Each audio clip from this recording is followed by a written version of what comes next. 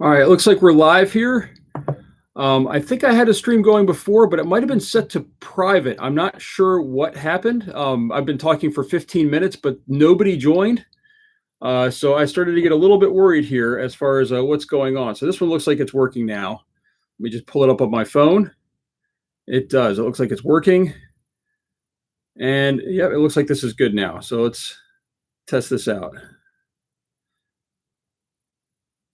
All right, I can see the message on here, but I'm not seeing it on my laptop again. There we go. Okay. So now this time it's working. Whew. I just did this where nobody was on as it was set to private. Sorry, everybody, for being 15 minutes late here, but I am going up and running now, and I'll talk about what I was actually talking about in my private video without realizing it. And finally got a live session. Yeah. I've been sitting here talking though for 15 minutes to a private session that nobody was able to join. Glad you could make it on. So, but if you have any questions, of course, please ask. I'm going to start by just talking about what I plan on doing this summer or spring. So we're getting out of winter here, with it being March. We have another month and a half maybe. So maybe, 4 to 8 weeks, depending on, or 6 weeks really, depending on how the weather turns out. It looks like it's already starting to warm up in my area. And my plan this year is to do a garden. This is something I have not done in years. I tried doing a straw bale garden one year. It didn't work out very well. Everything bolted. Nothing really grew food for me to eat, even though I had lettuce and all these things in it. Some of it was eaten, but not a lot of it. Really, it just kept bolting, and it was just kind of worthless. It was a waste of resources, and I think it was because there wasn't enough sunlight in the location where I had the straw bale garden planted. So I had it on the eastern side of my house, so it would get sun in the morning, and then by midday, it would get a little bit of sun. By 1 o'clock, zero sun. And I think that there wasn't enough light for it there. So I'm going to actually be doing a garden on the southern side of my house, which has sun basically all day. And I actually have a list of stuff I'm going to be planting in it. The first one, though, that is big is I'm going to be having these Mammoth Sunflowers actually planted this year. I'm going to plant them right near the house. I have a house that has a basement that's a walkout basement. So I have this huge concrete wall, essentially. And then I have the siding and before you hit any windows. So I'm going to plant some giant sunflowers and see if I can get them to grow.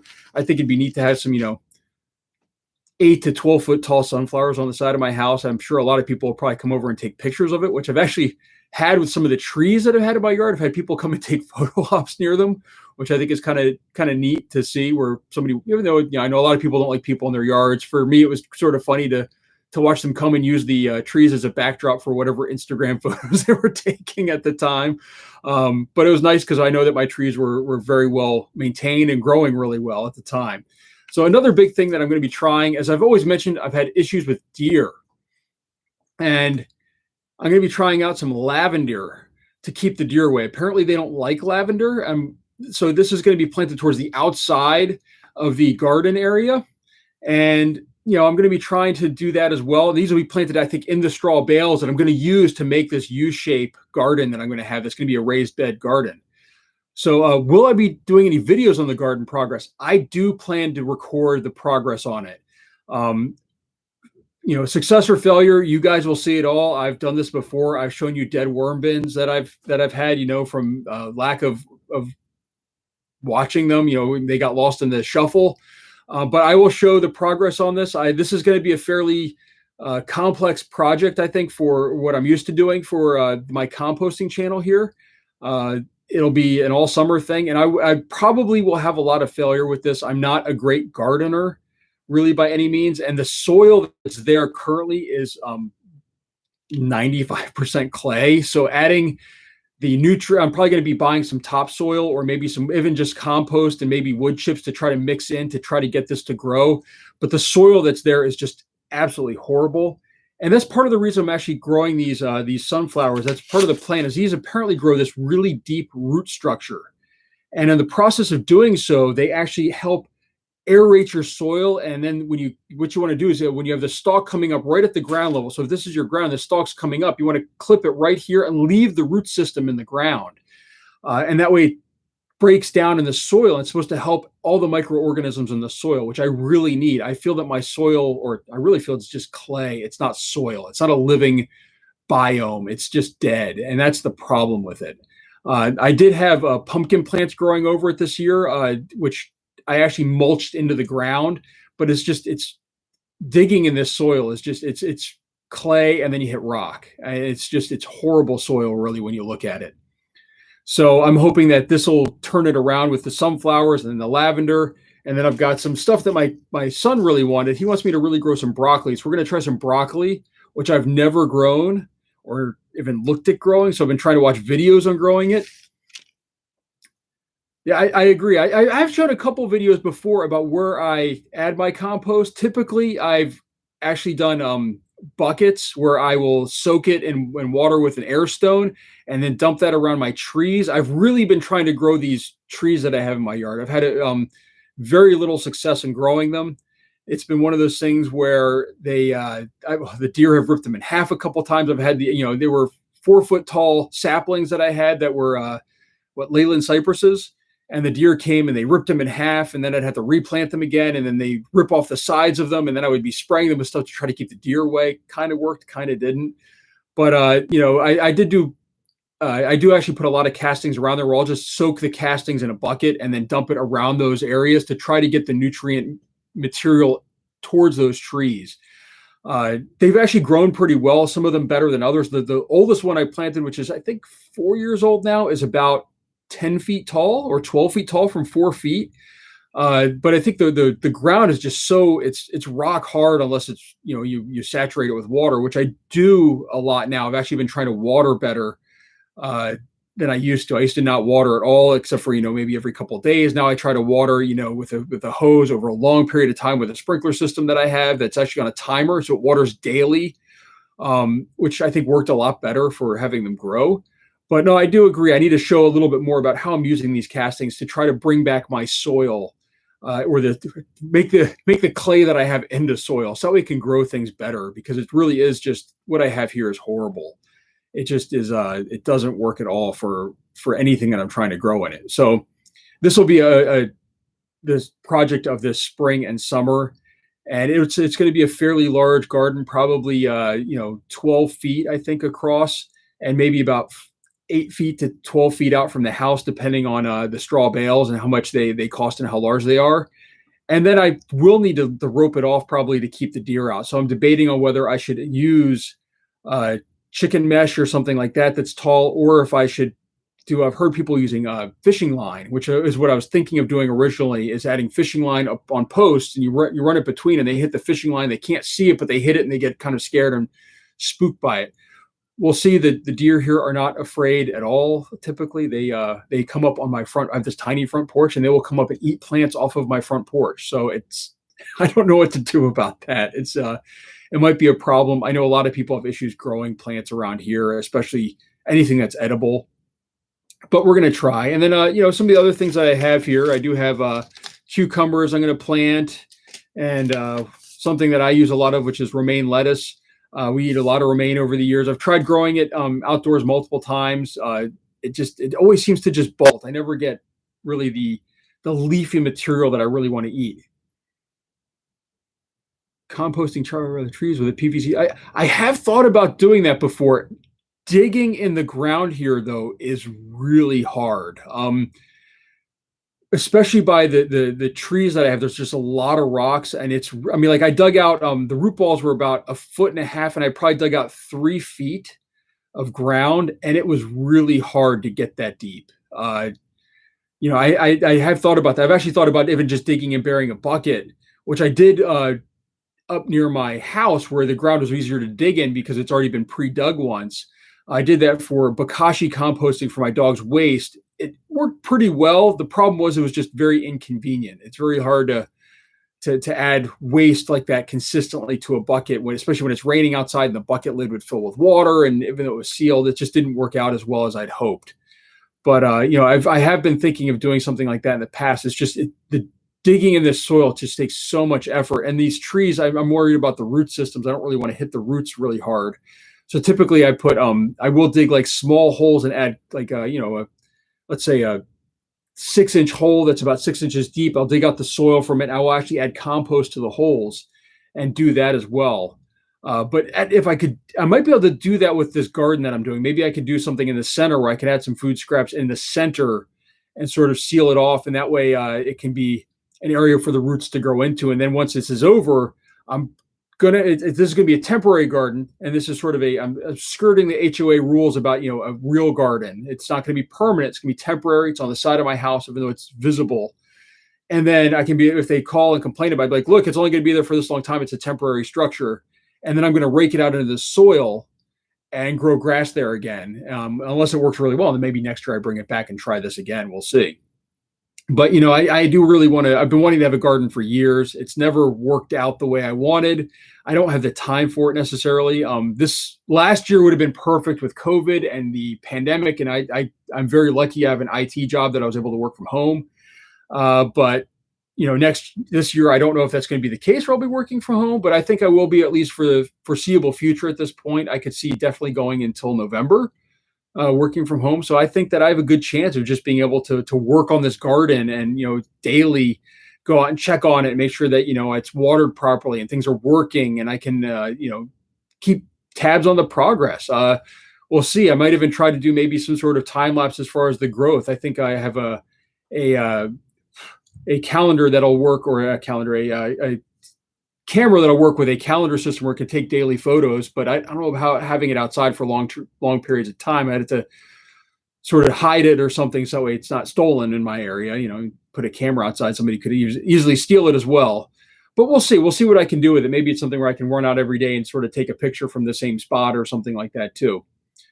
But no, there will definitely be videos on this of the progress, the build that I'm doing, the design.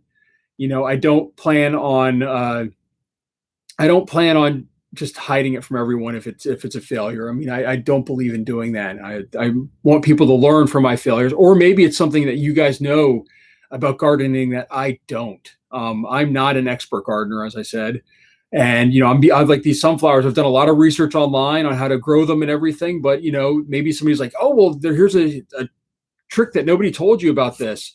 You want to, take off the, a stem that's the lowest stem, so that way they grow taller, or the sunflowers are bigger or something like that. There's hints that farmers know that I feel is not common knowledge, and you sort of learn by doing, but it's not something that everybody knows. So if you guys have suggestions, actually, let me go over everything that I'd be growing here. How does that sound? So I showed you the sunflowers, I showed you the lettuce, the cucumber, the broccoli. We also have some mixed peppers we're going to be growing, which is one of those things. I did show, I think, lavender. This is something actually I have to start growing inside. I think there's a couple of them that I might have to do that, where I think I have to grow them inside, get them, and then I have to transplant them outside. So I'll be moving them in and out for a little bit. And I will actually I can do time-lapse videos of that, which I think people might enjoy, of these. I bought seed starters, which, I will be using with when you water them. I can use my castings to make a compost tea, and I can water them with that to make sure that they get the nutrients that they need to really grow. I do have a couple grow lights here, which I'll be using with those as well. So, once they start to grow, to make sure that they have enough light and get enough light, because my basement obviously doesn't get a lot of light. And I've tried growing things in the basement. Everything in the basement just bolts. It doesn't grow very well. So I really need to make sure that I have enough artificial light that's in the basement to get them to grow properly. And then the last thing that I don't think I showed was cantaloupe. I am going to try this. This I can actually plant near the outside. I can let it grow into the yard. If the deer eat it, they eat it. But, I figure this way it can kind of have a long stem and go wherever it needs to and get as much light and sun as possible. So that's my plan for this summer, is to really grow a garden. To do that, though, I will be doing a lot of harvesting of castings. I do have probably half a 55-gallon tote, so maybe 25 gallons of castings right now. I'll need more. I'll probably need to harvest. I actually have a tote sitting off to the side here that's, I think, a 25-gallon that's about halfway filled with finished castings that I need to harvest. I haven't done it in actually a couple of years now, and it's to the point where it weighs too much for me to move it, which is why I like these smaller 10-gallon totes, or my the bag systems where you can actually just harvest from the bottom. I think those are just easier to work with as far as harvesting.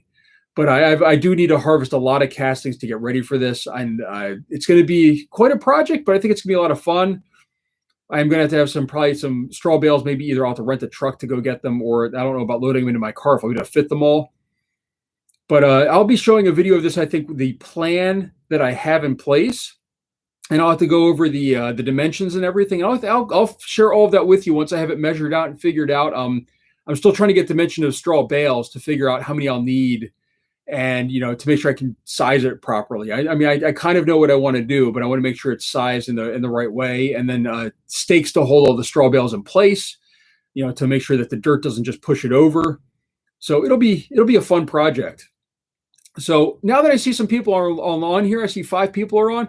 Any other questions you have for me about any of the stuff that I'm doing? The fruit flies are, I think, pretty much under control now. I do see every once in a while I'll find one in the house, but I'm not finding as many down here, which has been nice. I did find another place where they were hiding out, where there was actually another colony of them, which was I had boiled some eggshells for grinding to dust later, and I had left the eggshells in a bucket and said I thought I dumped them in a paper towel to dry them out, and there was a lot of moisture in that bucket, and they were in there. So that was another place where they were breeding that I just had no idea, and I managed to take that outside. I ground all of them up into crushed eggshells. So that's another system that they were in that is gone now. So I think I've found every place that they were sort of hiding in, and they're really disappeared. And then, as you know, I just posted a video on my fruit fly trap. This one has only one fruit fly in it. It's been sitting here for 4 or 5 days. So they've really cut back on that. So now I do these sessions really to get people on. It looks like we don't have quite as many people on today. I don't know if there was I pre-scheduled this, but the pre-scheduled meeting didn't work properly. So we might cut this one a little bit short if not a lot of people jump on and there's not a lot of questions. But I noticed that there have been nearly as many questions on my videos as well that I've been posting. So it's hard to say. My pine shaving system that I have recently had a video on has been doing very well. It has the worms have really worked their way into the material. I'm really glad to see that. I'm glad to see that the material seems to be very soft, where it's wet and it's getting broken down a little bit more. So it's working incredibly well, and I'm happy with the material. And again, no fruit flies in that system that I've seen. So that's another advantage to it. I don't know if they don't like the pine, which could be, or the shavings maybe were a little rough when trying to get in there, but I've not seen any in there at all. So hi, Jeremy. And I'm glad that you've been watching the videos. I'm glad that these are helpful. That's the whole reason why I started doing this. It was really to just put out some helpful content. When I started, I think 5 years ago now with this, it might be more than that now. It might be 6 or 7 years ago. There was almost no content on YouTube for composting or worm composting especially, which is why my first name I went with was vermiculture. And I felt like there was lots of pictures, but I wasn't understanding. And that's why I started doing these videos, was to help people gather an understanding, but also is to keep me honest. Like I couldn't hide things from, if I recorded everything, I can't hide stuff. I showed systems that, I showed a dead worm system. It died because of me. It wasn't the worm's fault. It was my fault. I didn't maintain it properly. It had an inch of water in the bottom, and it became waterlogged and anaerobic, and everything died in there died. I mean, like I try to show those along with my success stories. Like my urban worm bags, they are doing fantastic. My vermi bag at one point was going through so much food, I couldn't keep up with it. I mean, like I almost ran out of food to feed my worm systems. Especially with not being able to go out and get extra stuff from like work where I was getting coffee grounds and stuff, it really started to go quickly. So as I said, I'll show my successes. I show my failures. I encourage people to do the same. Not everything you do in life will be a success. And it's important to learn from those failures so that way you don't do them again. That's part of life, is learning. And this entire YouTube channel was a learning experience for me. How to set up a video, how to record, lighting. As you can tell, I have much better lighting now than I did in the past. And it got better as I went along. When you watch some of my first videos, I didn't even have editing software. I had no way to edit the videos. And, I'd be laying down on the floor and then I'd move the camera and I couldn't edit that out. Like there was no way to transition smoothly to the bins themselves, and the lighting was off. I have a lot of people comment on those videos today still asking, hey, why are the videos so dark? You really need to work on your lighting. And it's like, I didn't have lighting. I didn't have any way to light it up. It was just the lighting that I had available in the room. So, all right, we have first question here from Charles here. Which did you find makes your worms breed faster? In my experience, it's pumpkin and banana. Definitely fruits. The key is microbes. They eat the microbes, and they're not really eating the food itself. And those microbes are what feed them. So fruit is one of the biggest things that I have found for increasing worm populations. Now there are some other ways you can do that. Now there's one. It's called, I think it's the burrow. Had an entire thing about how you actually nearly starve worms, and they will go into cocoon making mode because they are preparing for to die and for the next generation to take over. And you'll go from having almost no worms in a system. So it's a system where you kind of like mix dirt and like some coffee grounds, and it's really not a great system. The worms will look very sickly. They're going to start making cocoons, and then you'll have an explosion once you put them in a good system. I don't like that because you're basically killing off an entire generation of worms. But it definitely is a way to do it and will work from everything that I've read. For food, though, watermelon is phenomenal. They love avocado a lot. Avocado is a phenomenal food source for them. They absolutely love it. Banana peels, I find, work pretty well. The banana itself is great. The peels can take a while to break down. You really want to have them sort of opened up and flayed open so that way they can get into them. If you have them closed, like if you have them flat and closed, they can't get in, and the outside is tougher, and it's tougher for them to break through. So you really want to make sure that they have the open fruit that they can get to. As I said, melons are great. Cantaloupe, pumpkin is really good. The hardest part is you really want to de-seed them. Seeds will continue to grow them in your bin. I have the time-lapse video that I just threw in basically a full pumpkin where I cut the bottom off, and you could see, there was one seed off to the side. It just started shooting up and actually grew. And it was part of the time lapse that you could see it growing. And then after I was done with that, I still had pumpkin plants growing in the system. And today there's still pumpkin seeds that pop up in that system growing. And I haven't been able to start another time lapse because of it. So pumpkin works really well. You just want to make sure you don't have any seeds, but the real key is that microbial growth. You can do that also. Bokashi, if you have the Bokashi, has tons of microbes. They love it. I've also molasses with sugar will grow, a ton of microbes. And I've heard you can mix that with bedding and they'll love it. So really it's more about the microbes, which fruit is just better for than veggies. But, I use a lot of fruits. We go through a lot of bananas. We go through a lot of apples. So we have cores and stuff like that. And they do like it. They also like things that are really ground up. So good question, though. All right, so Jeremy, you're new to worms, but I've been building a nice stockpile of Reds, Europeans, and Africans. Wow, you have all three. Started with 5 pounds, almost 50. It's getting crazy. Yeah, worms, there's a reason why I have so many worm systems is that I keep splitting them. And I've reached to the point now where I can't split them anymore because I won't have the food to feed them. They're going to starve to death. And I really am short on food that we produce really right now. When these systems really get moving, like these bag systems can hold a ton of worms and they can just chew through food so fast. It could be something where you can get these going where you can add, 5 pounds of food a week to them probably if you really get them fully moving and harvesting and with bedding and everything. It's just really, truly amazing how much food they can go through.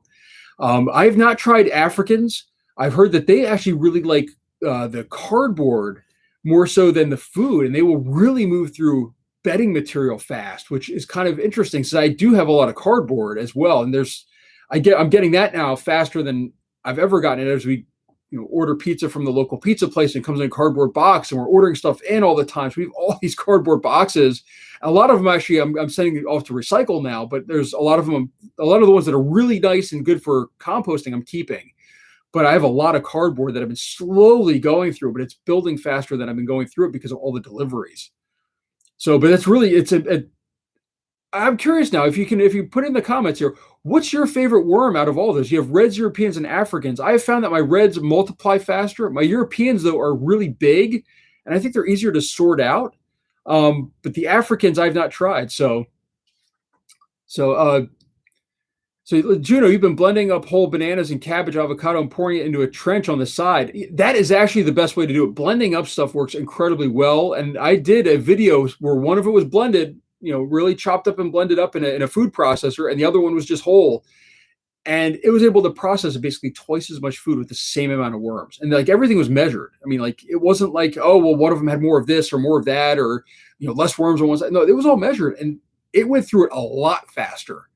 So blending it works incredibly well. It's just the time it takes to do it is the hard part. And actually, that's where I also have the 3D printed shredder, because the food processor was a batch cycle. So it'd be like I'd do a batch and I'd dump it out, and then do a batch and then dump it out. And that took a lot of time. Whereas I like the idea of having a continuous flow system, which is why I built the 3D shredder, which I haven't used that often right now because of the fruit flies. I've been too worried about them getting into that material. But I like having stuff ground up. I like having it shredded apart where you can really, the worms can really work at all of it, not just the outer layer, where, you put in a full banana and there's one peel like this. You chop that up into little tiny pieces, the entire thing is edible then. So no, that's great to blend things up. Yeah, the bananas do disappear quickly. It's really the last bit of that stem always takes forever. But if you have them flat, though, if you don't cut them up or flay them, the outer peel takes a while for them to work through to get into that center section, I have found. Africans want the more natural thing, cardboard, leaf, paper. Okay, so they do like that bedding material. So maybe I might have to order some of those at some point. Maybe this spring I'll order some. It's been really cold here, and we've had a really slow mail service. I have actually there was some stuff that we got. We're still getting stuff, I think, from early January here. So some stuff was really delayed in our mail. So I was too worried to ship anything out as far as to here, like, to order anything like that. I'd hate to have something ship in transit for weeks at a time and just get dead worms. It's not fair to the worms to do that to them. So, but this summer or spring, now that we're getting into warmer weather, I might order some. I might try that out. I'll have to see if I can scrounge a system together to do it. I don't have any spare systems at the moment. But man, that'd be very interesting to have them go through cardboard, which I do have a lot of. I mean, I have, I could probably fill, I probably have 40 gallons of cardboard I could shred up. I mean, like as far as like buckets once it's shredded, I mean, I just have a ton of it. So, Juno, so how do I harvest castings and what do I do with them? Well, I was mentioning at the beginning of this, I'm actually going to be doing a garden this year. I'm going to be adding a lot of my castings to the garden.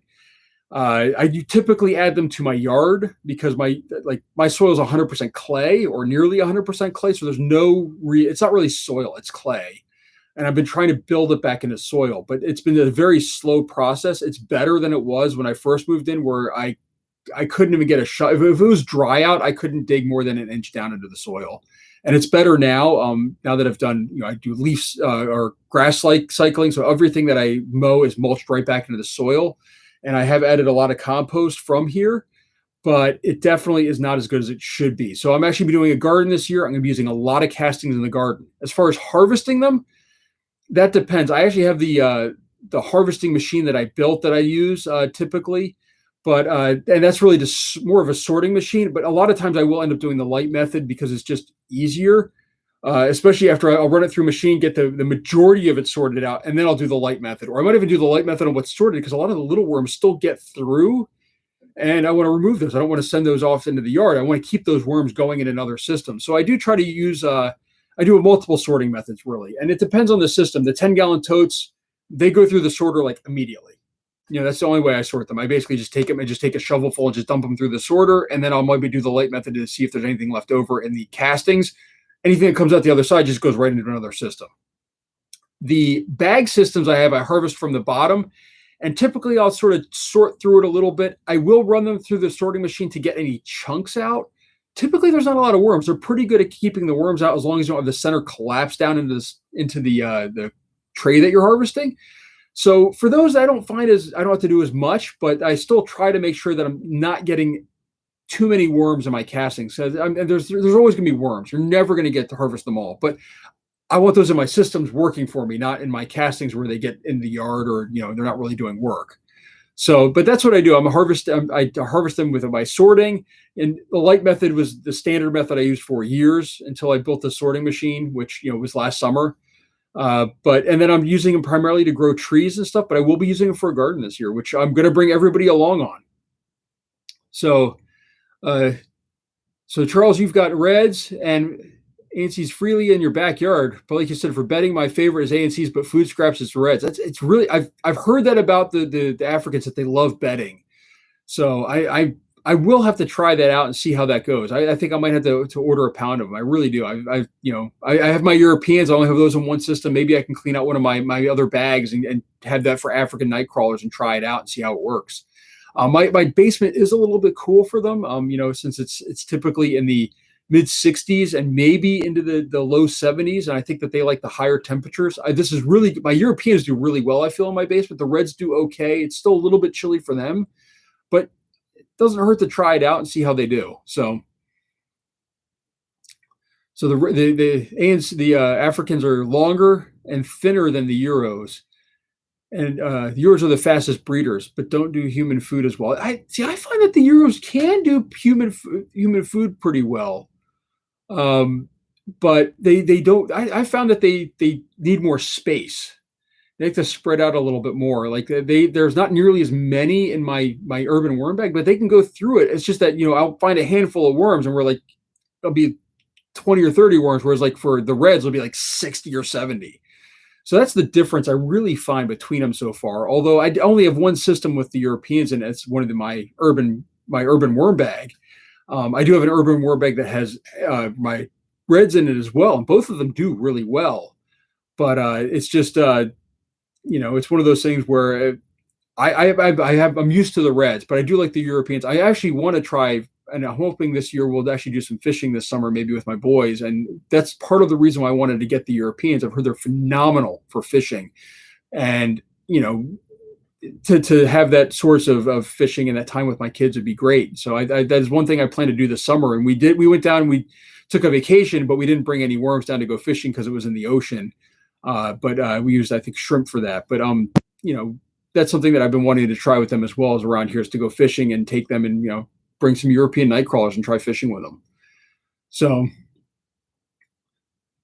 Jeremy, you'll send me some for free. That'd be great. Although, I like supporting these breeders too. I really do believe in supporting. I mean, I have looked at doing breeding and selling worms multiple times. And I have sold some on eBay at times, but it's just, I have not found the profit margins to be high enough to support my lifestyle here. Especially I'm not going to take a massive pay cut to do it, even though I really enjoy doing it compared to, maybe what I'm doing. I enjoy what I'm doing, but not as much as, working in my basement. I mean, I do this really for pennies for how much time I put in on the dollar, but, cause I do get paid a little bit by YouTube, but I do believe in supporting these farmers that are there. And actually I now have an affiliate that I'm supporting, Memes Worm Farm. If you check the links down below, I don't call it out in my comments, but I am supporting her. I don't think she has African night crawlers, but she has Europeans and reds. But I do try to support some of these farmers because for them, it's their livelihood, and I do believe in supporting our people that are pushing this forward. So thank you for the offer, but I will order some. I believe in paying it forward in that way. I mean, for them. So. So Juno, you're saying when you harvest your bid, I'm going to start a new bid with 50% finished castings and 50% biochar.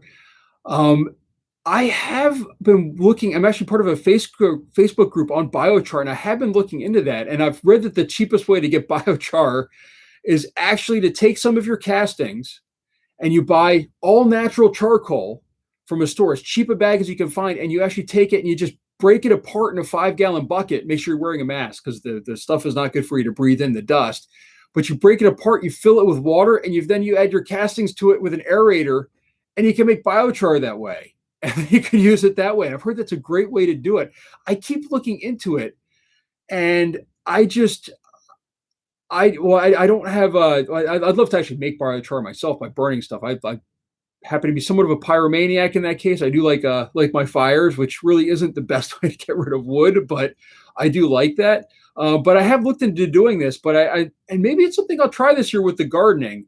But I have not gotten around to it because it takes a little bit more work, it looks like, to get that going. Although it'd be something that'd probably be really good for this garden that I'm going to be doing.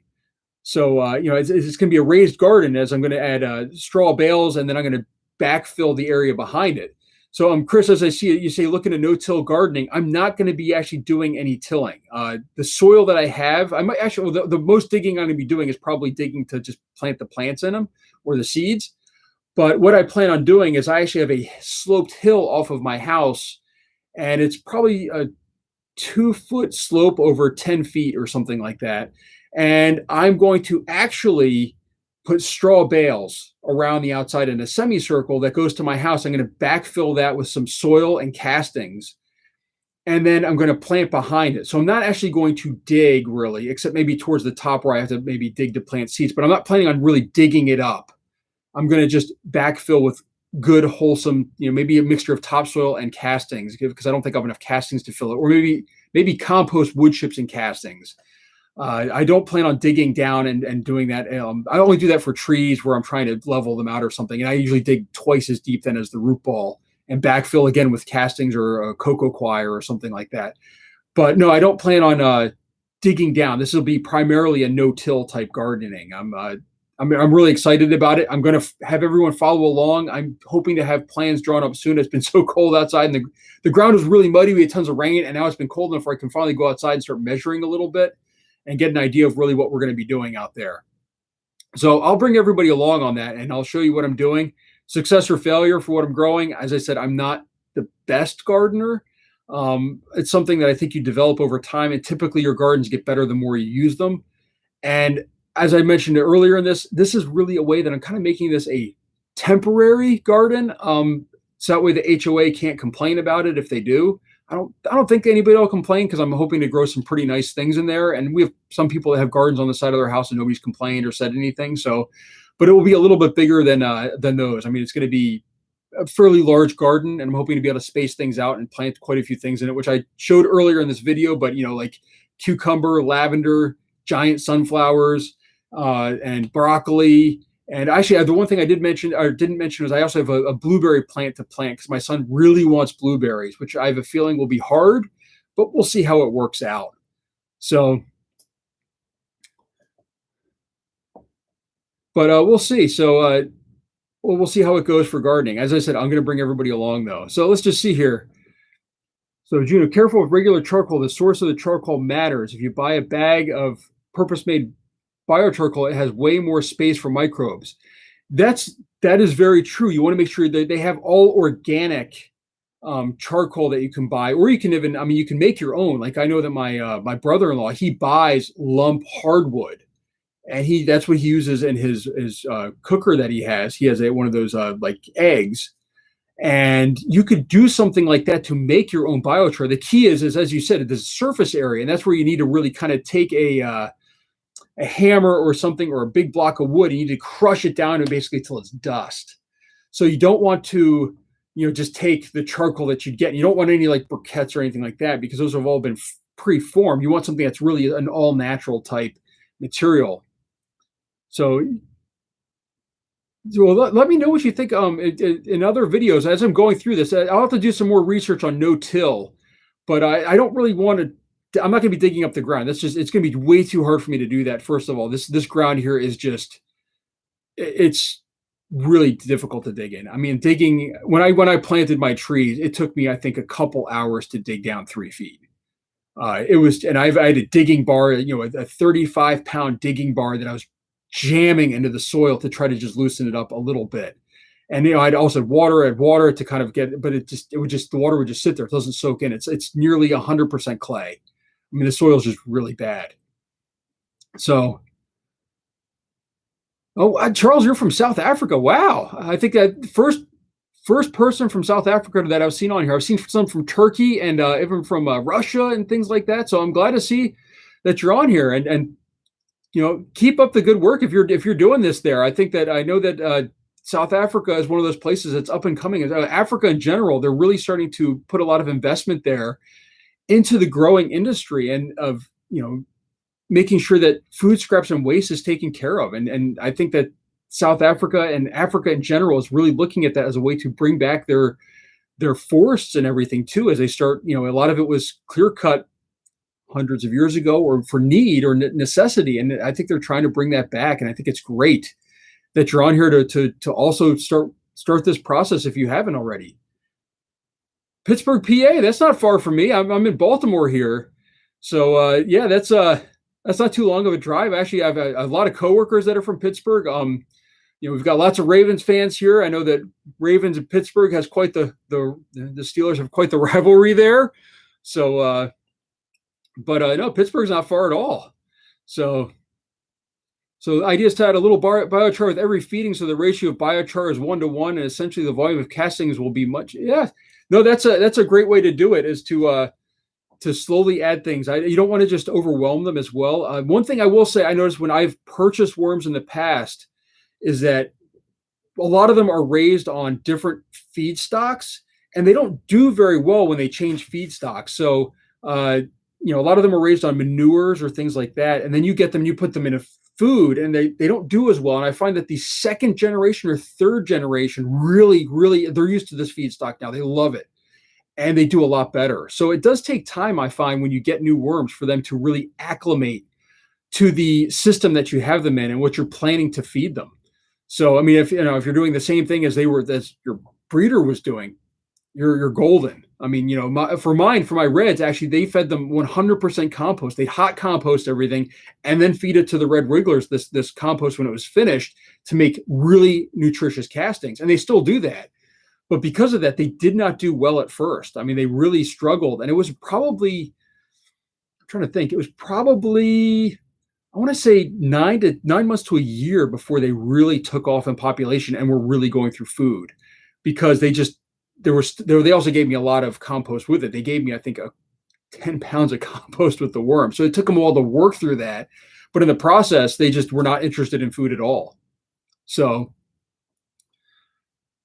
let's see, the worms feed on the fungi and microbes, and the biochar hosts this. And yes, the biochar, I've heard great things about biochar. I've been watching actually a lot about it. I mean, I really have. I think it's an up and coming process that's really taking off, especially in areas where you have a lot of property and you can make it yourself. It's that way you don't have to buy it, because I think that to buy biochar is sort of expensive. That's where I said charcoal. If you can find all natural, charcoal, you can find that a lot cheaper in massive bags. So Chris, you have a grit mix, oyster shell powder, biochar, and azomite. I've heard of azomite. I've never really looked into it. I might have to check into that. I always add the crushed eggshell and crab shells on my feedings. And you mentioned that you add that each feeding. I try to add it every single time. I actually have oysters sitting in a tray that I need to grind up. I need to rinse them off and grind. Like, they're already, I kind of dissolved them a little bit with some vinegar to dissolve the bios on there, because they had lots of like the meats and salts and stuff like that on there. So I used vinegar to dissolve that off. And then I tried to add, let's see, what was it? I need to rinse them off so I can actually grind them up. So I do actually have oyster that I've been meaning to use. I've been meaning to do a video on it. It's just been, I want to do it outside, and it's a little hard to do that outside when it's, 18 degrees outside with water.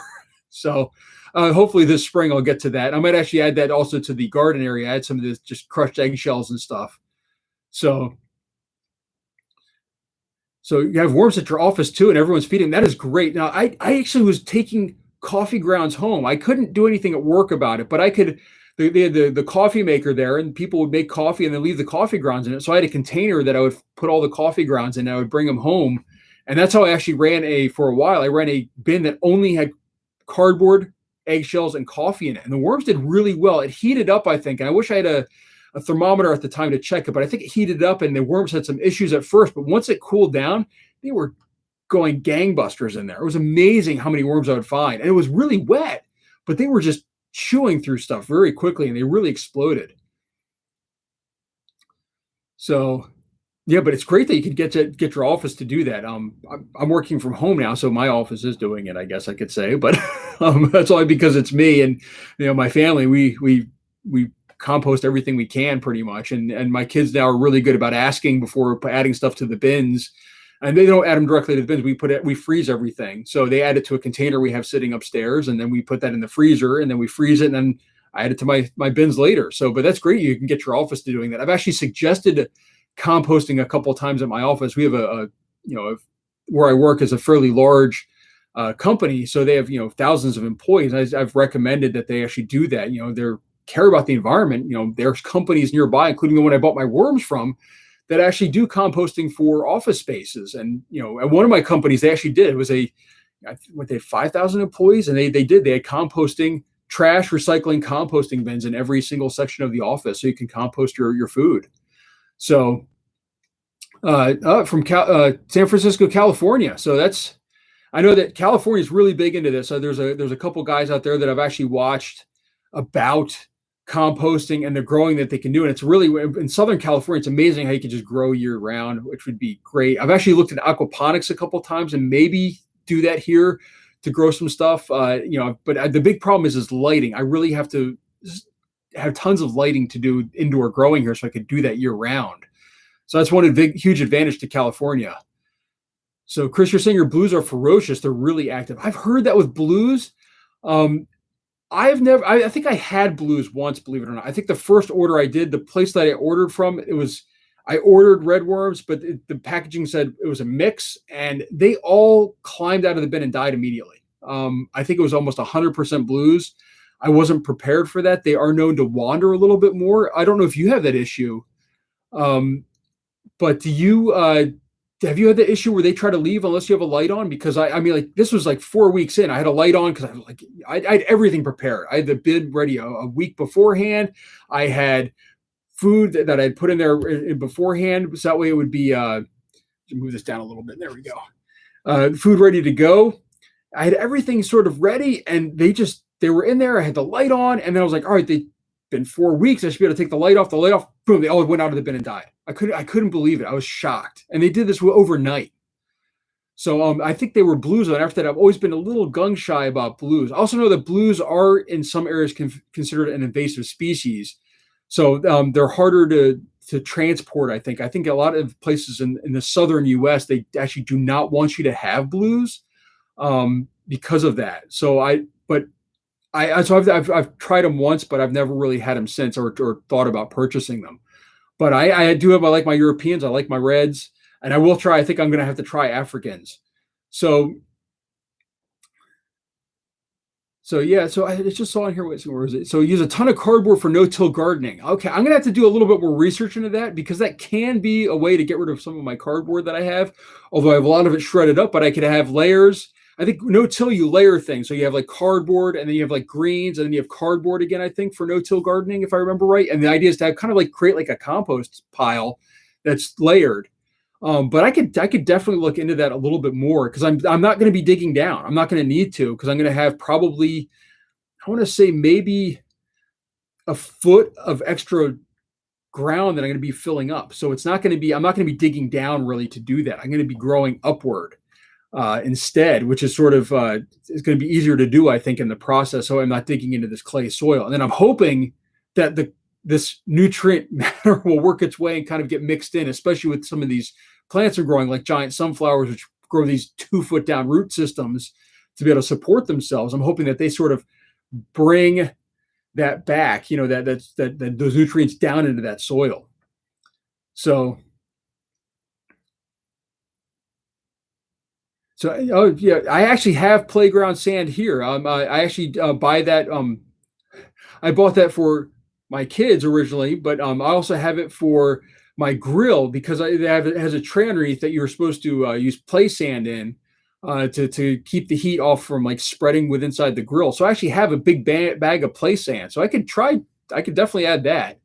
As I said, I think it was a 20-pound bag or 30-pound bag or something, and I only needed like a half an inch of it, but the only way to get it was in bags that big. So, but yeah, I'll have to try that. Maybe add some play sand instead of the crushed eggshells. Of course, we go through tons of eggs, so that's why I have tons of eggshells that we go through. We go through probably a dozen or to 2 dozen eggs a week in our house. We make a lot of hard-boiled eggs. We make eggs over easy. We make omelets.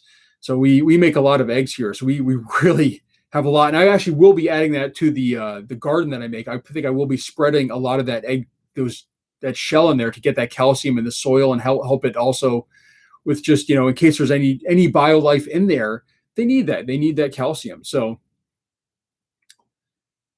So you made a fermented fruit juice to grow sugar, diluted it. Okay, yeah, that's sugar's the key. So I could see that definitely working. Um, you know, I've never thought about doing that with fermented fruit juice. I've done my bokashi before, and that worked really well. The problem is the heat from it inside the bins, and the smell was not worthwhile to me as far as adding it to my bags or bins again. But I do add that to my castings. So I have my the last bokashi video I posted. I actually had a I have my castings bucket, which is a 55-gallon tote, which is a massive tote, which I showed in one of my videos as well. But I actually will dig down and then add my bokashi to that. And I do that to sort of just have a different way, but also to keep that microbial life alive in there. I figure that's a great way to do it because it's meant to be buried in the soil. Why not just bury it in my castings and have the worms break it down and any microbes in there? And that keeps it living and ready to go for when it goes outside into my gardens or, in my yard. So, but no, brown sugar. I've always heard of was it molasses? I think is what I've always heard of using. I've never heard of using brown sugar before. So, but I might have to try that. Did you spray them on plants in your house or outside of your house? I'd be very curious on that because I know that some of my plants outside, right? Like I don't have many plants inside. They actually do pretty good. So it's one of those things where it does.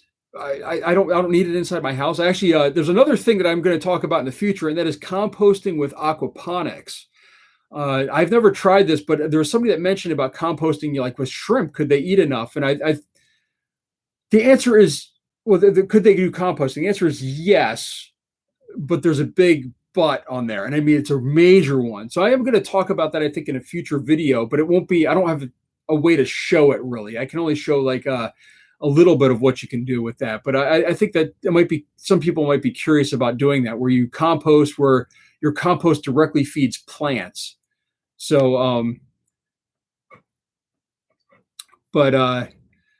so let's see. I'm basically busy with a small bucket at work to show the company how beneficial worms are, so the company's kitchen will start composting. Yeah, it's amazing how much organic waste companies have, and I mean, even paper waste. I mean, my company. I mean, we're primarily paperless, but it's amazing how much goes into our shredding containers every year, and all of our stuff is shredded because of the documents that we have. But it's like this all could be composted, and that way it's destroyed. Like when stuff is shredded, I bet that's sent to a dump where somebody could come by and try to figure it out at some point. But if you shred it and then compost it, it's gone. Like nobody's ever coming back. It's never coming back. So I really wonder about that. If these shredding companies really should start looking into composting, and as another way, and that way they're also have another profit product possibly on the backside. With the shredding, it's like, oh well, we're shredding paper, and then we do hot composting with fruit scraps, and then we have feed it to worms, and all of a sudden you have compost that you're selling. You're able to collect food scraps, and you also have castings to sell on the back end. So it'd be another profit product for them, and they can also it's also a marketing tool for them. Have your stuff fully destroyed. We shred it and then compost it. I think that'd be a great way to really for companies to advertise. So check out Chris Trump KNF on YouTube for more info. All right, I'll check that after this later today on that, because I'm really curious about all these different methods of getting rid of material. I mean, like there's just there's so many different ways we as a society can break down this organic matter into something useful, and sending it to the dump is just not a useful thing for me. I mean, like that's such a waste. That's why that's one of the reasons why I did this. I mean, I did this from when I was a kid. I had a compost pile out back that we added a lot of this stuff to, not nearly as much. But I've gotten better with it as I've gotten older. My parents are really good at it. They had a worm bin for a while, and now they have a compost pile. They do that. They garden, and they have that really nutritious soil because of it. They've also had some plants that they weren't expecting, like potatoes and tomato plants that they didn't plant, which has been sort of a nice benefit to it as well. You take home the shredded paper too. My office won't let me do that. That's all actually locked up, and that's only taken by the company that they've hired. So Yeah, but that is a good point. I mean, like really, it's 100% destruction. It's not coming back once it's been added to a worm bin. Like I don't know how you're going to sort that out and possibly make heads or tails of it. And that should be how, if you really want your documents destroyed, you compost it in some way, and it's never coming back. Nobody's ever going to be able to read it again. I mean, I compost all of my my bills and statements that have account numbers on it, or old tax forms. Those all get composted. Nothing's ever going to happen. Nobody's ever going to be able to figure it out from that. But if you put it on the street, like once I put something out on the street, technically that anybody could take it. So, that's where it's really important to make sure you shred your documents if you're going to do that. But somebody can still like take the time to put them together, and especially with how good algorithms are getting now with computers, there's nothing to say that they wouldn't be able to like send it through some machine, scan it, and eventually have it put it together at some point. I know that there was a movie that had that, like I think in the 90s. Where they were able to like dump in a bag of shredded material and have it come out. I can see that happening today with the processing power we have. It's not that far fetched to think that, I mean, like we already have deep fakes where people can completely fake your face. I could look like a celebrity, while speaking.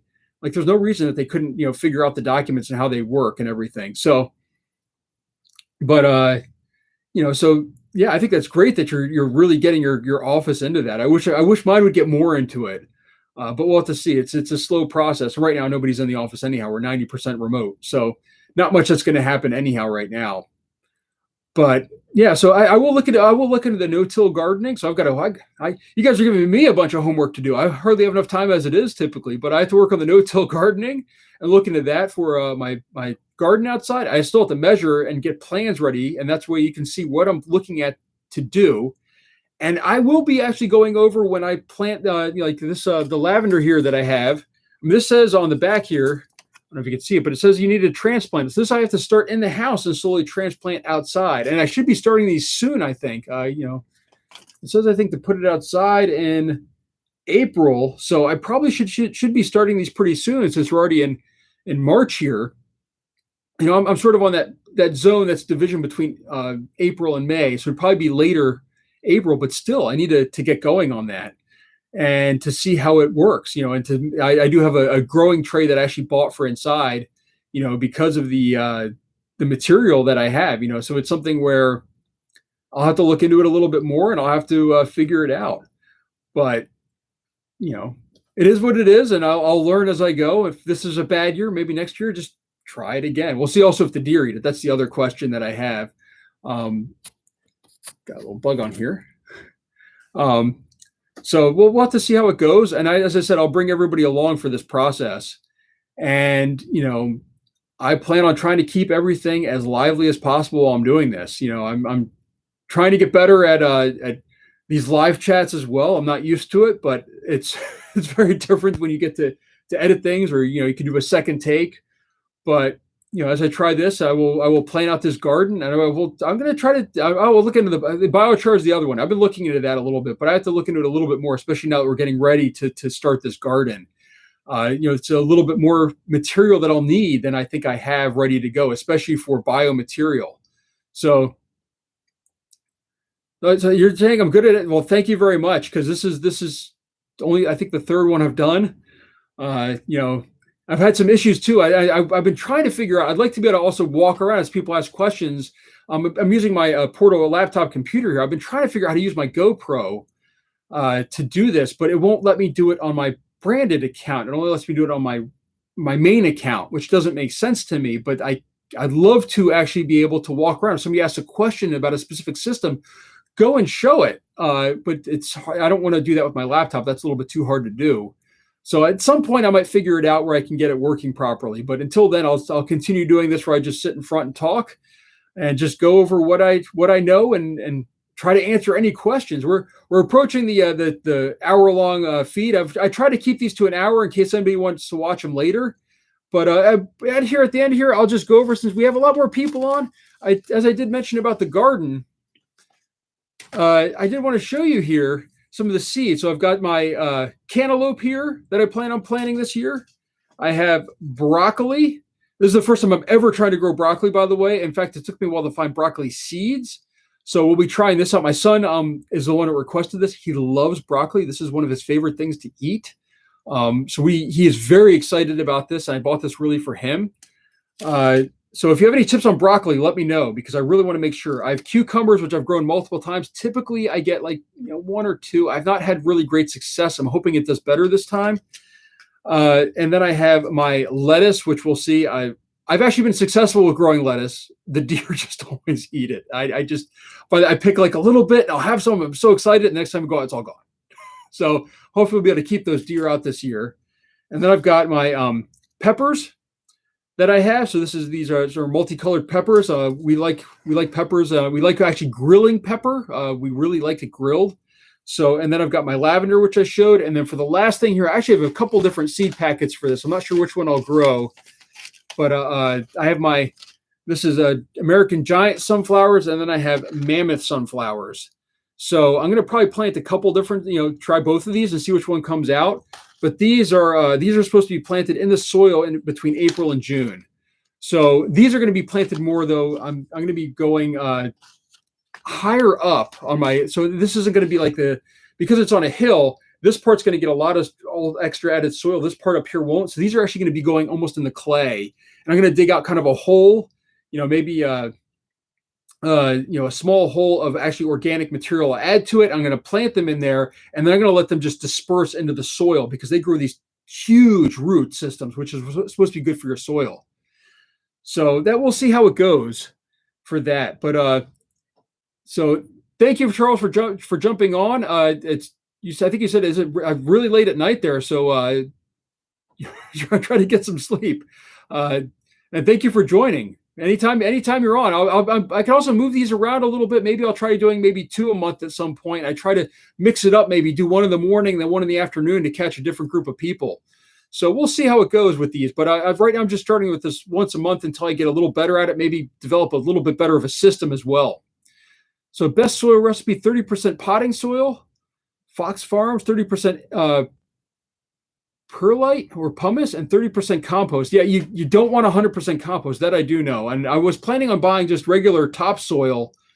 But we have some organic topsoil that you can buy in a big bag. I figured I would buy that and mix that with, actually, I think we also have in this area, this is the year where this is the time of year where they are starting to really release all of their soils and everything for gardening. So as it warms up, so I'll be able to find a bunch of different ones. There's some organic, there's some non-organic, but I'll probably buy an organic raised bed garden soil. And then I'll probably also buy some compost, and then probably use my castings as well. I don't have enough really castings to do all of this, I have a feeling. So, but yeah, I do like it will have to be a mix. You don't want 100% compost. I've tried that before for seeds and it failed compared to using cocoa coir, which worked a lot better. So you can, I think, fertilize with compost, but you can't use that as your primary material. It just doesn't work. Mulch the top to prevent evaporation. Yes, I will have mulch for the top. I actually am going to try, somebody had mentioned it last time, chip drop, where you get wood chips brought in for free from an arborist. And I think I will be trying that this year when I do this. And I will be spreading that out on top, and I'll be getting kind of like a couple inches of it. And that way it'll kind of prevent weeds from growing, hopefully, but also it's a free source again, which was going to probably just be thrown out. But also it'll allow me to mulch some of my beds a little bit, and also add some mulch to areas where the soil, I have a steep hill into a stormwater management pond in my backyard, and the soil on there doesn't do very well. And I'm hoping that maybe that'll help if I add some mulch to it. So it's all right, Chris. I understand if your comments are out of order. It's hard because I actually scheduled this, but the scheduled meeting didn't work. I talked on here for 15 minutes and nobody joined. I was like, what is going on? And then I realized that it was it wasn't live. It was a private meeting. So I was just sitting there talking to myself for 15 minutes till I got this going. So I told everyone 11 and I was on at 11:15, so I can understand if people missed it. I'll try to do this again where I actually schedule it for everybody and it's actually shown so many people know. You prepare to be, like a 20-foot high pile of wood chips. Yes, I have seen that. I was originally planning to have it, thinking of how you get dumped in the driveway, but I've actually done some research on videos. And I see what people are getting. and I think I'll have it dumped. I actually have a bend in the road right near my house, and I'll have it dumped there, and I will get a wheelbarrow and I'll move it around because I don't really want to have to wheel it from the front of my house all the way to the side, where I can have it on the side of the house. I'm actually going to have the gardens. So it'll save me a lot of time if I do that. So, but that is part of the plan, is to check out chip drop and see if anybody else in the neighborhood might need some, and let them use the, I borrow my parents' wheelbarrow or a wheelbarrow from a neighbor and haul it around that way. And then that way I don't have to buy one either, because I don't really need one year round. Yes, you're right. They deliver whatever amount they feel like with chip drop. It's not what they feel like. It's what they have. So you can get a massive drop or you can get nothing. So I don't know. I've seen people here get it dropped off, but it's one of those things where if it's a lot, I do have areas where I could put it probably, and I have some people that would probably be more than willing to take it for their gardens, especially that time of year, if it's way too much. The bigger problem would be is I just want to make sure that they don't damage any trees or anything in the area where they drop it. But I think on the bend of this one road, it'd be a perfect area to drop it, and be out of the way too, some sort of in the back of the neighborhood. Yep, I think that's the minimum, but that's, as I said, I have places to put a truckload. So, all right, question of how often should I harvest my castings, and can my bin have too many worms? Harvesting is really dependent on the worms themselves and how they're moving through the castings. Once you have everything as castings, maybe you want to keep the, only like 4 inches in a bin, and then you flop it over to one side, have 8 inches on one side, and you refill the other side with fresh bedding, and that's how you do your harvest. In which case, you don't want a lot of castings in there, because if it builds up too much, it's going to be hard to harvest it, and then you're going to need to dump it, maybe do the light method, or you can fill it up and do the light method. It all depends. The real key is just making sure the materials work through enough, so that way the worms they don't have a whole lot of material, especially if you're going to use it right away. Now, if you're going to sort it and you're going to put it through a sifter, you can harvest it a little sooner, as you're going to get out those chunks that aren't ready to go. And then at that point, you can, harvest it, sort it, and then put all those chunks back in. And that's nice, good material ready for the worms to eat, and they're ready to go. So that's a great way to do it. Can you have too many worms? Yes. There is a point where you can have too many worms, and they're going to die because of overpopulation, because they're competing with each other for food, and that they will balance themselves. So it's better, I find, to start with too few and let them build up to that point, rather than start with too many where you don't have enough food, microbes, or surface area for them to eat, and they start dying off. So you can't have too many worms. What size fabric for screens? If you're thinking about the hardware cloth for screening material, this depends on what you're getting.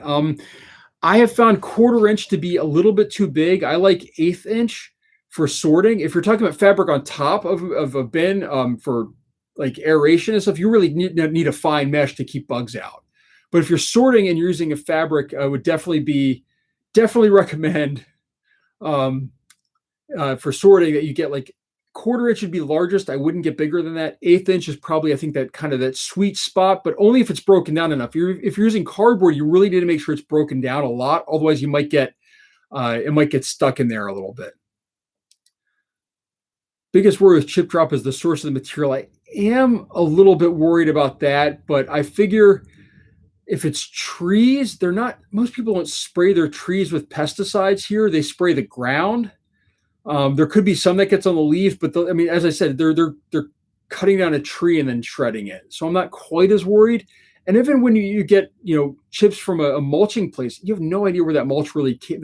They're probably using pesticides on those trees if it's from a tree source, to make sure that there's no bugs on it. So I don't know if pesticides are going to matter that much. Maybe if it's somebody that sprays their own. But I think most pesticides are on the ground. They're not really in the air. And it might be getting into the wood a little bit from the ground, but I don't think that that's going to be as much of an issue. How many worms per square foot? I think I've read like 2 pounds per square foot is like the most. It's hard to say because you do have depth. The urban worm bag and the vermi bag that I have, it's this deep, I can't even show it on here unless maybe if I back up, it's a couple feet that they have really to work in. And at that point, you can hold a lot more worms. I mean, I dig stuff down, 6 inches down and leave it in there. Well, then it's not the surface area as much as what's around there and how much food that they have. So it's really a matter of surface area of food. If you're only having like a 10-gallon tote like I have, those are a few square feet. Yeah, you probably don't want 20 pounds of worms in there. They're probably not going to make it, but they could probably support 6 to 10. Depending on the how deep it is and how much food you're adding. So, okay, work for Splash. You don't chip anything that we have sprayed, but who knows if the homeowners have sprayed it in the past? Yep, that is very true, and they could, but I don't. As I'm saying, around here, I don't know of many people that actually spray trees. I mean, I see people spray their yards all the time. That's very common, but even the companies, the lawn company, like these care companies, these lawn care companies, I never see them spraying trees. They only spray the ground or gardens. So maybe if there's bushes in there, that might be an issue. But I can't imagine that I'm going to have too many issues with the trees themselves. And also, I'll be honest with you, I could. Be hard to do. I'd have to rent a truck and everything. I could go to my parents' house. I mean, they have a tree that recently fell over that I could rent a chipper and everything and do that. I've done that before. I've rented a chipper at my townhouse when I had it, and we had a tree that was massively overgrown. I was cutting off these huge limbs, and I rented a chipper and just chipped everything right into the bed of the garden that I had there. It was a ornamental garden. It wasn't a vegetable garden, but I just chipped all of them into there and then spread it out, and I had wood chips that way. So, but bucket truck trimming is from top down, and more likely it's the best mulch, and that probably would be, as I said, I think a lot of people when they're getting trees removed in this area, typically they're older growth trees or a tree that's fallen over that's huge. I don't think these are little trees that they're getting ground up, because I mean it's here. I mean. For me, for trimming my trees and back was like $1,000 to trim my pine trees. I mean, it was very high, and that was like one of the cheapest ones I could find. So I don't think people are getting really a lot of stuff trimmed up that's small. They're usually getting massive stuff trimmed up in this area. So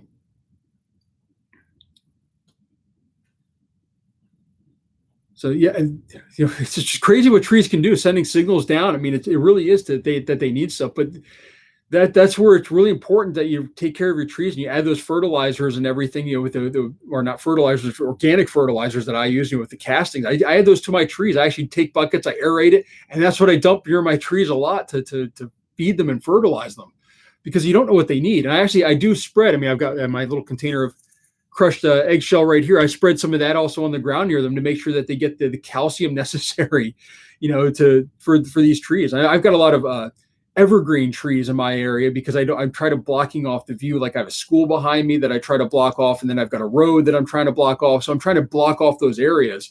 So a lot of evergreens, but they still need nutrients, and to make sure you gotta keep feeding them. So in 3 minutes, that I did not know. That is incredibly quick. I bet it doesn't move up the tree. I bet the signals moved through the tree, but I can't imagine that the nutrients move up the tree that quickly. 3 minutes would be incredibly fast for some of the trees around here that are, 150 feet tall or, taller. We've had a, I'll never forget growing up, we had this one tree. I mean, it must have been 150 feet tall. I mean, it towered over our house. That was 3 stories. And I want to say over the house, it towered over the roof, which would have been, another, 15 feet on top of the house with the way the roof was sloped. So, I mean, it was a good 100 feet tall, and I'll never forget the top of it broke off, and then we had to have it cut down. To be able to send it up there, that'd be very fast, but it's amazing what trees can do, really. Yeah, see, that's what I feel. They're really killing stuff on the ground. They're spraying. You're not spraying, like you're not spraying up above your head. At least I don't see people doing that. I see them spraying ornamental bushes, maybe that are maybe as tall as 5 feet, but I've never seen anybody spraying, getting on a ladder to spray a tree down. Although maybe I've seen them more. What they'll do is they'll cut off branches that are infested with. We have tent caterpillars here in Maryland. And when a tree gets infested with them, a lot of times they'll start cutting off limbs to get rid of them. Or if they're low enough, what they'll do is they'll actually torch them and burn that limb and the tent caterpillars inside. But I don't see them spraying them.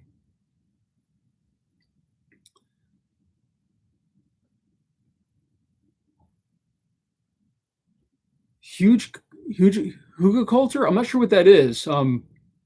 Bartacoma's kid. Can you explain what that is? I don't know what that is that you're mentioning there. I've never heard of that before, but it's something that I'll look into if that's. Even if it takes years. I've been doing this for years at this point. But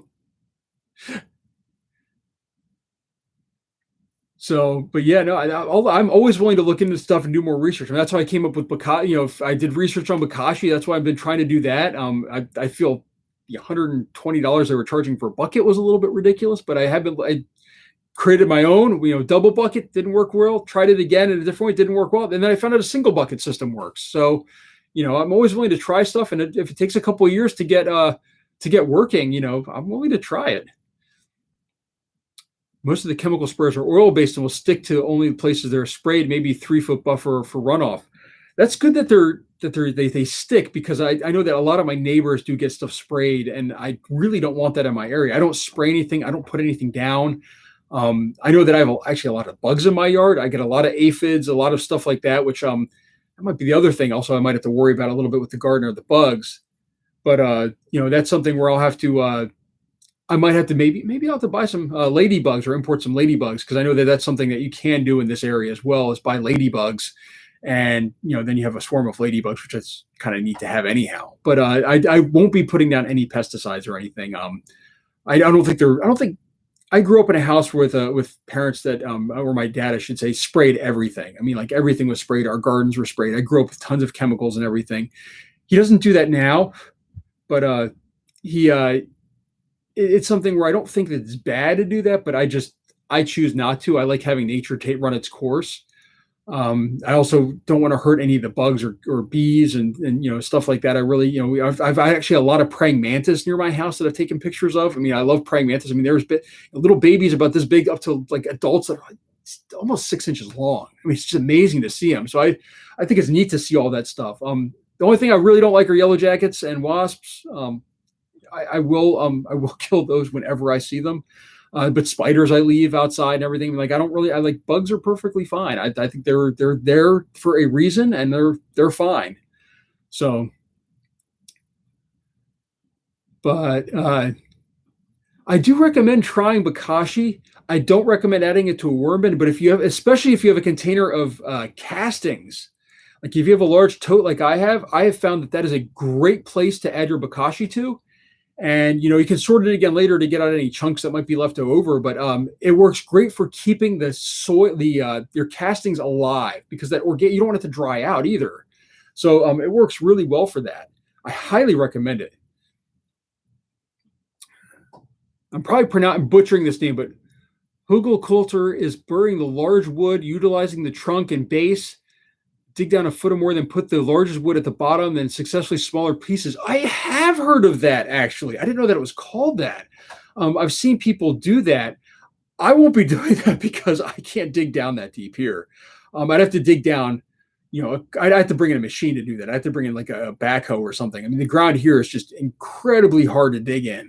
It would probably be very good for the soil if I did that, but I don't think I could. And then also I have to be very careful because it's right near my house. I don't want to disturb the foundation, and I don't have a lot of space. I have 30 feet between my house and the sidewalk. So I'd have to be very, very careful doing something like that. If I lived out where I had, acre of land or something like that, instead of probably a quarter of an acre to less, it would probably be something that I would be more than willing to do, is to dig up a huge section and try something like that. But I don't think I could do it here. It's just really, it's something where I don't have the property for it to do something like that. But it is a neat concept, and maybe if at some point where I move to a different area, maybe that's something I do. Because if I move, I'd probably move to an area further away from the city with a little bit more land at that point, and maybe less house even. Because I mean, the house we live in only a few rooms in our house, really, even though I have a family of 4. We don't we don't really feel we need it. I know people that are like, I need an 8,000 square foot house. I'm just like, I have no desire to large. It just means I got to maintain it. I got to heat it, cool it, take care of it, clean it. The smaller is better. I most of my life has lived on tablets or a phone or, on TV, and most of it I'd rather spend outside in my yard. So, or in here in my basement, like my basement's not finished. That's why I can do stuff like this. So, but maybe at some point in the future, I'll do a little bit more research on it. But I think that might be a future thing if I ever move, which could be next year, could be 10 years from now. I have no idea when I'll be moving. So, yeah, worms love Bokashi. They really do. I'm not surprised they made it disappear. I just don't like adding it to my bins because it had an odor and it heated up, and it really was a problem, especially with I have behind me here. Actually, I can adjust my camera here a little bit. I've got my vermin bag right behind me, and I added Bokashi to that, and it smelled. It's heated up a ton. I mean, ridiculous amounts. There was tons of moisture coming off of it, and it had an odor to it that made my entire basement smell. Which is why I probably will never add Bokashi to my worm bins again. The worms loved it though. I mean, I'd never seen the bin go that gangbusters over something I'd added to it. I mean, they absolutely loved it. But for me, it was incredibly difficult 3 weeks of, I had candles lit down here to try to control the smell. I had tons of heat coming out. This is during the summer. It was already humid in here, and there was just moisture galore coming off it. I mean, the walls were like some of my bins and stuff on the floor had moisture on it because of how much moisture was down here. I've never had it like that down here. So it was kind of an issue for me. So that's why I won't be doing that again with adding the Bokashi to that. But the soil factor in it worked really well. I mean, it worked incredibly well. I still do that. I actually continue to make Bokashi and add it in there. So when I had too many food scraps, I'll kind of take it slowly, add it to the Bokashi bin, crush everything down, fill it up to the top, wait a few weeks, add the Bokashi there, and that way it keeps that alive. So that way it doesn't die off. So yeah, with that system that you're talking about, and I know I'm butchering the name, and I apologize. I'm sure somebody will correct me later. The hugelkultur, it's basically a large compost pile with wood, and you're adding a lot of that carbon back to the soil. And this is actually something I have been listening to a podcast lately called How to Save a Planet. They made an entire thing about what they called lazy farming, where basically it's no-till farming. You don't till the soil. And in tilling, we have destroyed our soils by taking out all the carbon. And that's why we need to do things like this. We need to add carbon back to the soil. First off, it's a version of carbon capture to lower the carbon that we have in the atmosphere, but also that's needed for plants. Plants need carbon, and they need it from the air, but they also need it from the soil. So it's really important. It's something that, I mean, I guarantee if I got a sample from out here, first off, it's 100% clay almost, but I guarantee that it would be just rate horribly on the scale of how much carbon is in it. So, but yeah, no, I will. I'm going to look into that a little bit more. I don't think I could do it right now, but it's a long-term solution and especially if we move to a place I get more land at some point, I will definitely be on the radar. Maybe getting it dug out by a professional crew and then doing it, because I don't know if I'd want to dig that by hand. But it depends where I'm living at the time. So we'll see. But I don't think I'll be able to do that right now. But I do see adding mulch. Like I had debated on maybe digging some trenches, especially with chip drop, and adding mulch and then burying it in some sections of my backyard, which is just horribly clay-driven soil. Again, that would be a really hard process to dig it up. I might have to buy something to dig it up. Yeah, the Soil Factory video, it worked really well.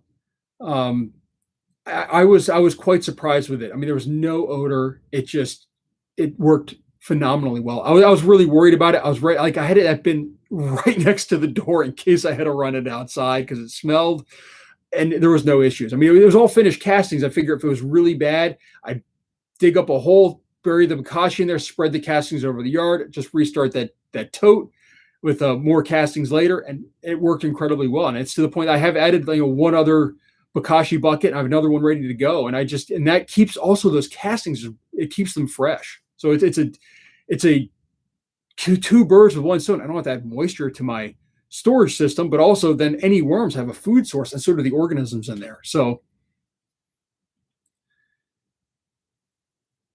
yeah, I was going to say the biochar and the worm bin is to make a very portable, nutrient dense amendment that is super concentrated but slow release. That is the point of biochar. It is slow release, and that is one of the things that is really needed for yards, and that's really going to help more than anything. And I want to do that as well, and that's why I'm waiting till it warms up. I'll have to look into it more now that I'm going to be doing this garden, though. That's going to be, I think, part of the key is really looking into this, helping out my soil there, but because the soil is horrible, I'm going to need stuff to help it. And slow release is key, especially for these fruits and vegetables, or, I do have one fruit in there, but primarily vegetables and plants. I'm going to need these slow releases. I don't want to have to constantly be adding castings and have them constantly be searching for nutrients, which I doubt there's any in my soil now to begin with. So yeah, and actually the best way to do it would probably be one thing that I do with every other year is I actually aerate my soil because it starts to get compacted, and you aerate, and then you could add this biochar. And I do add castings right now, but biochar would be perfect for getting it down. So you get these inch-long cores into your soil, and you're getting that biochar down in there towards the roots of the plants to allow them to grow deeper and grow more robust. And that way you get better plants and grass even in the long run. So I did sign up for Chip Drop, but I've not done a request yet because I'm not quite ready for it. And some of the requests in my area have been filled within days. I'm not ready for it in this type of temperature and weather to get a Chip Drop, but I have signed up for it and I've looked into it. And I actually, the videos that they have, I highly recommend that you watch them. Even if you aren't going to sign up, they're hilarious videos. They're phenomenal videos for their on what Chip Drop is and what you're getting. And they are 100% honest, which I absolutely love. So, but I am looking into that. And even if I get too much, I think I have some neighbors that might take some, but I am looking into that as a possibility to get the wood chips for my garden. But until I get the straw bales and everything, I don't want to get the wood chips because I'm going to get them dumped in the street, and then I'm going to haul them into my yard. So I want to make sure that I'm ready to go. So with that, we're hitting about almost an hour and a half here, guys. I think I'm going to sign off. I'm getting a little bit hungry. I think I'm going to go have my salad for lunch and get ready for the rest of the day. But thank you so much for joining me. Let me know down in the comments after this posts what you think about this time. This is 11 a.m. Eastern time on Saturdays. I can do it almost any time right now. I'm working from home, and I'm not going anywhere over the weekend. But there's a chance that if you want it at a different time, like later in the day, I could try doing that, or for earlier in the morning. I mean, I'm usually up by 6 or 7 in the morning, so I could do it at 8.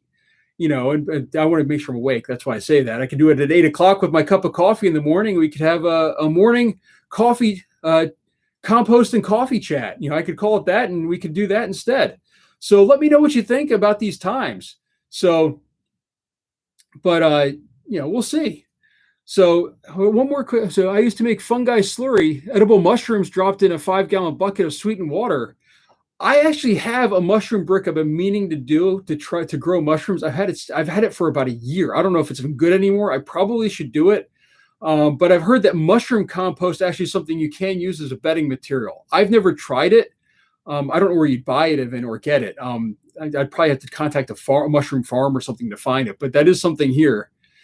So I already start past 6 p.m. there. So I could, as I said, I could do it a little bit later in the day if you'd rather have it later, or I could do it a little bit earlier. But I will continue to do it on weekends. I think weekdays I'd only be able to do it maybe later, like around 8 p.m. or something like that, which I could do. And I could see maybe we could try doing this twice. So if I want to start growing mushrooms, all right. Well, I might try that in the future because we are eating more mushrooms lately. This summer we have gone on a mushroom kick. We were buying mushrooms, and we, as I said, we eat a lot of eggs. We actually like mixing them with eggs. We like having omelets with mushrooms and eggs, or a frittata with mushrooms and mushrooms and eggs and spinach. We go through a lot of spinach. We buy the containers that I've shown before. We store a lot of spinach. And we go through a lot of spinach and mixed greens. That's why I want to start growing it. That's why actually I keep coming back to aquaponics and looking into it and growing them inside. So we'll see. But I am going to go, guys. It's been a great great conversation here. I'm glad everyone was able to jump on. And thank you for watching. And again, I do have some referral links down below if you don't mind, especially if you're in the US, clicking on those to if you're going to make purchases on Amazon. I'll see if I can get some international links on there too at some point. But it helps me out to continue doing this as far as a hobby. Pays for the bins, pays for everything that I'm doing. I've actually upgraded some of my gear, added some nice lighting. Actually, that was a gift from my sister. I want to thank her for that. But it allows me to do things like that, so I can continue to do this and make these videos a little better, but also easier to see and just spend more time on it. So thank you, everyone, and I'm signing off. Have a great day or night, depending on where you are, and I'll see you again. And please keep composting.